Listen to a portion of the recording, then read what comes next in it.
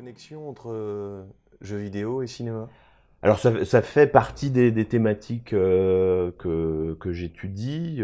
C'est vrai que la thèse en 2004 m'avait lancé sur cette thématique-là. La publication des ouvrages que tu viens de montrer m'a permis de continuer puis de travailler sur le dernier jeu vidéo cinéma avec toute une série de collègues français mais également québécois et belges Oui. sur cette question-là parce qu'en fait elle intéresse assez largement.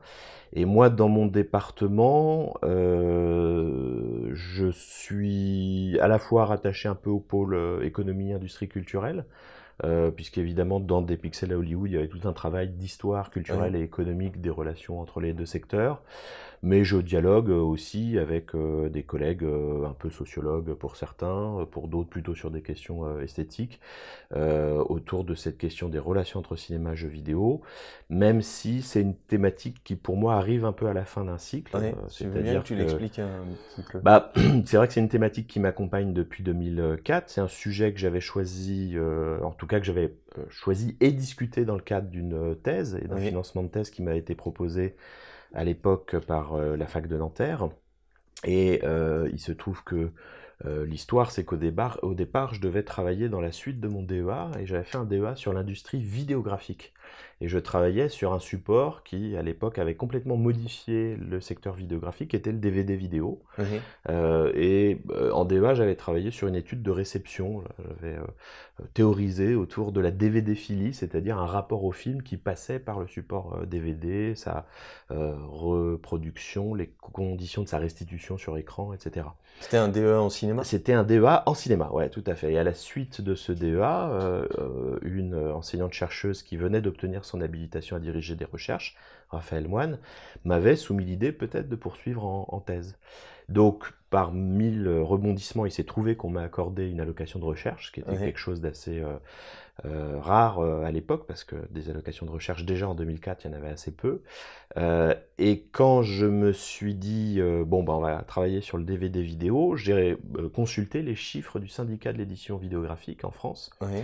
qui montrait que 2004 était une année de plateau, c'est-à-dire que les chiffres de vente avaient explosé pendant 5-6 ans, de 97 jusqu'à 2004, et puis 2004, ils annonçaient un plateau, et tout économiste sait que sur ce type de marché, un plateau annonce en fait une chute des ventes. Donc je me suis dit, mince, si je me lance sur un sujet de thèse sur le DVD vidéo, dans 3 ans, ce sera peut-être un support complètement has-been, c'est-à-dire peut-être qu'on sera complètement passé à la VOD, ou peut-être que les supports haute définition auront remplacé tout ça. Euh, C'était pas faux finalement. Ce qui n'était pas faux, même si ça s'est pas fait aussi rapidement. C'est-à-dire Oui. qu'avec ce genre de support et ce genre de marché, il y a des adoptions de technologies qui peuvent être super rapides. Et en 2004, je savais pas si le DVD Oui. allait poursuivre. Il est encore vivant, hein, le DVD, on en continue à en vendre aujourd'hui. Oui. Mais c'est vrai qu'il fait face à d'autres concurrences, la VOD et la haute définition. Et puis, le DVD n'était pas un sujet suffisamment vieux pour être un objet d'histoire. Donc je me suis dit que j'allais me trouver dans un non-lieu, et évidemment ce serait dur de valoriser ça ensuite. Et c'est à ce moment-là que j'ai eu l'idée de travailler sur le jeu vidéo, puisque moi mes pratiques de jeux vidéo avaient repris en 2000. Tout simplement en achetant à l'époque sur eBazaar, on se rappelle plus d'eBazaar, mais Oui. c'était avant eBay, avant le Bon Coin, j'avais racheté une Nintendo 64, et donc pendant toutes mes années d'études, je m'étais remis à jouer aux jeux vidéo, et finalement je suis allé revoir ma directrice de recherche, je lui ai expliqué le problème que j'avais par rapport au DVD vidéo, et je lui ai soumis une alternative qui était, mais peut-être ça serait intéressant de travailler sur le jeu vidéo, qui est une industrie qui est vraiment en train de se structurer de manière importante au début des années 2000. Il y avait quasiment pas de livres en Il y France? avait quelques livres qui étaient des livres journalistiques. Il y a quand même les frères Le Diberder qui avaient écrit au début des années 90. Il faut se rappeler, c'est marrant, mais la première livraison d'une revue d'Infocom qui s'appelle Réseau, qui est une des revues les plus importantes en information, sciences de l'information et de la communication, le premier numéro qui date de 83 est consacré au jeu. Et donc il y a un ou deux articles qui sont consacrés aux jeux vidéo. Mais évidemment, il y avait les bouquins de Daniel Lichbia sur plutôt un storytelling de Oui. l'histoire des créateurs de jeux vidéo français. C'est-à-dire que le premier point, ça a été de faire une revue de littérature. Et Oui. donc, je suis retourné voir ma directrice de recherche en lui disant, voilà à peu près ce qui s'est écrit en français sur la question, et voilà ce qui s'est écrit en anglais. Évidemment, le différentiel était super important. Pourquoi? Parce qu'en 2004, tu avais déjà tous les Scandinaves, les Jesper Juul, les Arvinen, etc., enfin, qui s'étaient mis un peu à écrire sur le jeu vidéo. Ils écrivaient en anglais. Est-ce qu'ils venaient du cinéma aussi? Alors Ils étaient de non, la socio? ils venaient plutôt des études Des sciences humaines? informatiques, informatique appliquée, ils faisaient un petit peu d'histoire, un peu d'analyse. Il y en avait qui étaient passés plutôt par la philo, mais qui revenaient plutôt à des questions autour de la technologie, etc. Et puis du côté américain, il y en avait qui venaient des études cinématographiques, si je pense à Mark Wolf par exemple, qui est plutôt quelqu'un qui s'est intéressé au cinéma des premiers temps dans ses premiers travaux. Ouais. Du côté québécois, il y avait quand même la dynamique qui s'amorçait à l'époque autour de Bernard Perron, qui est quelqu'un qui est dans les études cinématographiques et qui vient des études cinématographiques. Il y avait le bouquin de Geoff King également, qui était sorti, qui devait s'appeler Screenplay ou quelque chose comme ça. Et le différentiel anglo-saxon-français, il venait d'où? Ah bah, il venait du fait que du côté anglo-saxon, avec les cultural studies, avec les media studies, et avec la culture de concurrence entre universités, Ouais. par exemple aux États-Unis, il y a une capacité des chercheurs à se positionner très vite sur un domaine émergent. Donc évidemment, beaucoup de ces chercheurs avaient vu le jeu vidéo se constituer dans les années 90 comme une industrie assez puissante et Ouais. forte. Et donc, dès la fin des années 90, parce qu'il y a toujours un petit décalage qui s'opère, certains s'étaient positionnés très clairement dessus. Mark Wolf a très clairement fait ça. Il a fait ce choix-là d'être un des premiers à produire des bouquins un peu de théorie du jeu vidéo ou des bouquins d'histoire du jeu vidéo, en même temps que dans les pays scandinaves, on voyait des jeunes chercheurs qui sortaient tout juste de leurs travaux de maîtrise ou de master, piquer dans des thèses et progressivement produire leur premier papier. Donc un différentiel important, Ouais. évidemment, qui montrait que du point de vue anglo-saxon, on avait là des gens qui se disaient « Tiens, ça peut valoir le coup de travailler sur le jeu vidéo », et puis certains d'entre eux qui disaient « Peut-être qu'il faudrait penser cette connexion cinéma-jeu vidéo », ou le fameux débat un peu d'amorce du domaine, c'est « Est-ce qu'il faut considérer le jeu vidéo comme une forme de récit ou comme une forme d'expérience ?» Et donc c'est les fameux Ouais. ludologues, ceux qui pensent que c'est une expérience, qui affrontent les narratologues, ceux qui reviennent avec des outils théoriques déjà existants pour essayer de penser le jeu vidéo comme une forme d'actualisation du récit. Est-ce qu'il n'y a pas aussi un différentiel avec le fait qu'en France, on est une grande force des catégories et qu'on est soit dans la philo, on est soit dans le cinéma, soit... Alors que ce que tu viens de décrire là, dans ta réponse, tu as de l'économie dans ce que tu viens de dire, il y a de l'histoire dans ce que tu viens de dire, il y a de la sociologie, il y a des pratiques. Ouais. Et on est dans un truc qui est transversal, qui au lieu d'être vu comme un objet ludique, est un objet transversal. Tu dis toi-même, tu regardes des données économiques pour savoir où on en est. Et est-ce que l'université française, on va pas développer sur l'université française, mais est-ce qu'elle n'est pas très verticale et elle a eu du mal pour affronter cet objet, à prendre quelque chose de transversal? Et la fin de cette dernière question, c'est est-ce que c'est ce qui fait que tu te retrouves en cinéma pour pouvoir aborder le sujet du jeu vidéo? Alors, sur le cas français, il y a toujours eu, même si il tend à se résorber un peu, il y a toujours eu un retard un peu des chercheurs et chercheuses français par rapport aux objets issus de la culture populaire. Ouais. L'université française, elle est toujours un petit peu prudente vis-à-vis des objets issus de la culture populaire. Pourquoi? Pourquoi? Parce que je pense qu'il y a une culture d'un savoir académique qui est plutôt un savoir immémoriel, Et référencé qui est par le livre. qui est référencé par le livre, et puis qui est l'idée que l'université, elle conserve un savoir des choses et Ouais. des choses plutôt anciennes. Et puis évidemment, il y a des effets qui sont ceux de la confrontation de la culture universitaire française avec les développements internationaux, particulièrement du côté anglo-saxon, et depuis une trentaine d'années, le développement des cultural studies, le développement de toutes ces recherches de niche Ouais. qui vont s'intéresser à un objet de la culture populaire ou à des pratiques de la culture populaire. Les media studies aussi qui ont beaucoup intégré des objets de la télévision et des pratiques qui passent par le poste de télévision.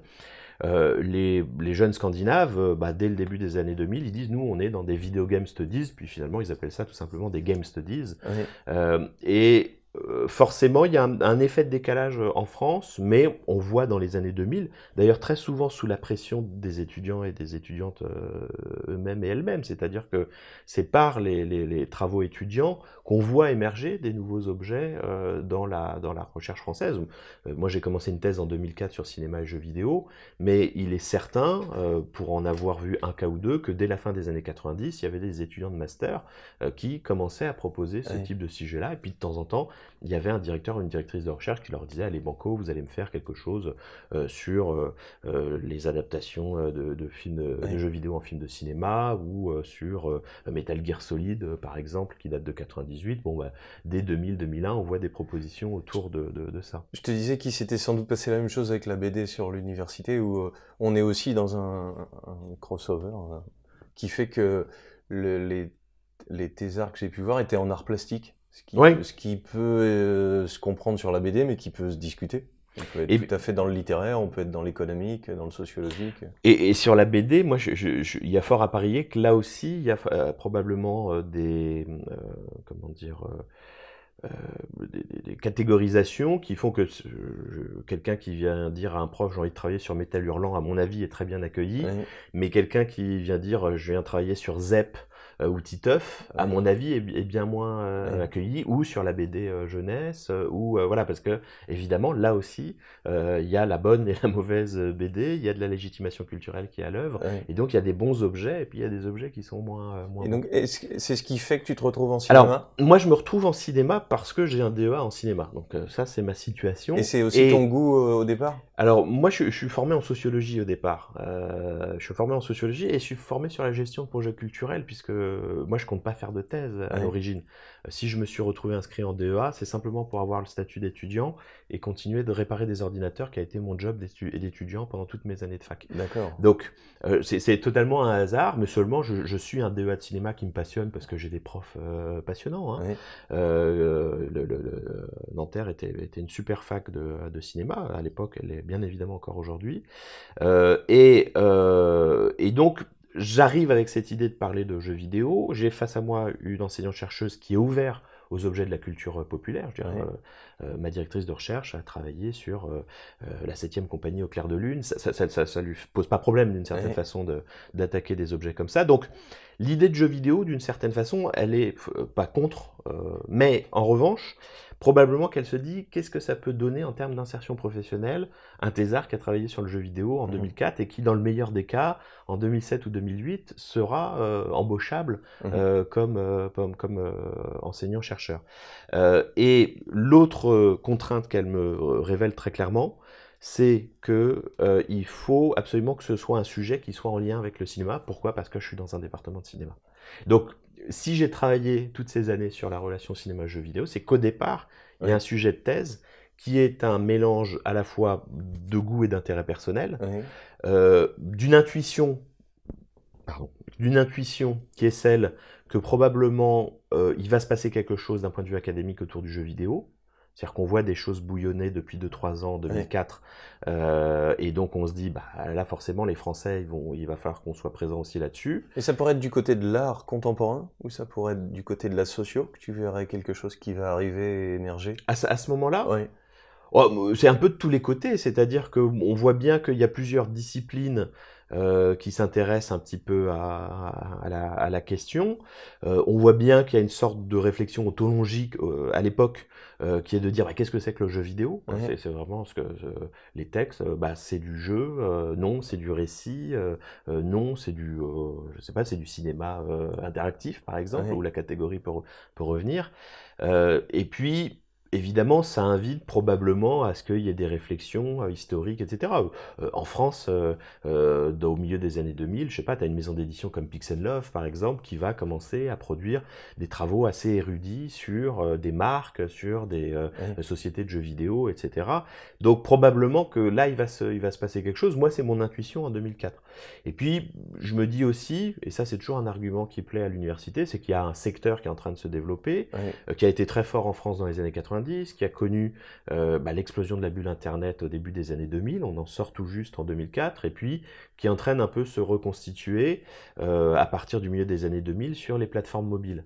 Donc forcément, je me dis, tiens, une université, est-ce qu'elle serait quand même pas intéressée par une sorte de savoir un peu général sur ça? Oui. Probablement dans un mouvement qui est celui de dire à l'université, ah, il faut que vous formiez des futurs salariés, et donc leur dire, bah oui, il y a un secteur qui semble exister, qui semble embaucher, et voilà, moi j'ai un peu cette intuition-là. Donc, je pars sur cette thématique-là, du fait d'un goût de personnel, du fait d'une intuition personnelle sur ce que ça peut donner, du fait d'un pari d'une certaine façon que ma directrice de recherche me dit, bon, ok, allez, on va tenter, Oui.